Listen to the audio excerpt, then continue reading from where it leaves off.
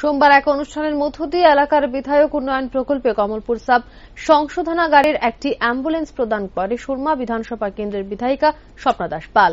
বিধায়িকা স্বপ্না দাস পাল ছাড়াও এদিনের অনুষ্ঠানে উপস্থিত ছিলেন কমলপুর মহকুমার শাসক এল ডার্লং, দুর্গাচমনি পঞ্চায়েত সমিতির চেয়ারপারসন শম্পা দাস, কমলপুর নগর পঞ্চায়েতের চেয়ারম্যান প্রশান্ত সিনহা সহ অন্যান্যরা।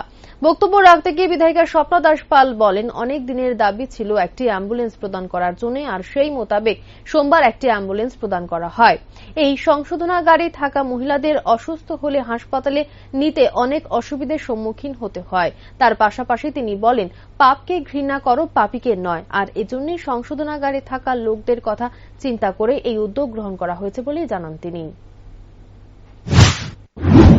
দেখুন, এই কমলপুর জেলে যারা সংশোধনাগারে রয়েছে, আমাদের দীর্ঘদিনের একটা দাবি ছিল যে আমাদের একটি গাড়ি খুবই দরকার।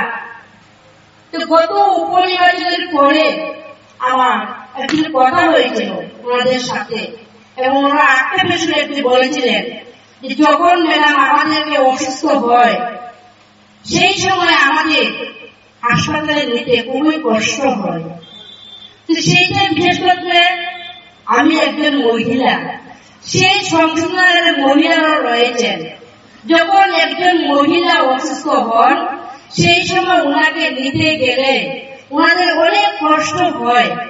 না ওনারা বাইকে ওঠাতে পারেন, না সাইকেলে ওঠাতে পারেন, হয়তো কোন সময় রাস্তায় দাঁড়িয়ে থাকতে হয় গাড়ির জন্য, নয়তো কমলপুর থানাতে ফোন করতে হয় গাড়ি আনার জন্য, নয়তো কমলপুর হাসপাতালে ফোন করতে হয় গাড়ির জন্য।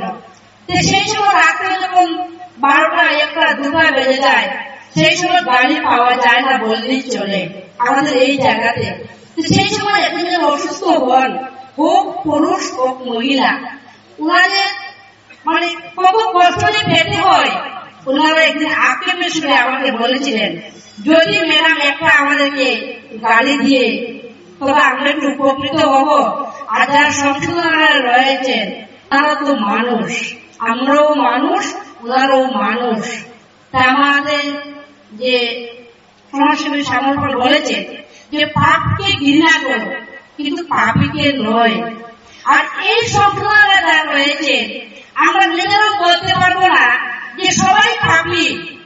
অনেক সময় অনেক সমস্যার সম্মুখীন হয়ে অনেক এই সংশোধনাগারে আসতে হয়, কিন্তু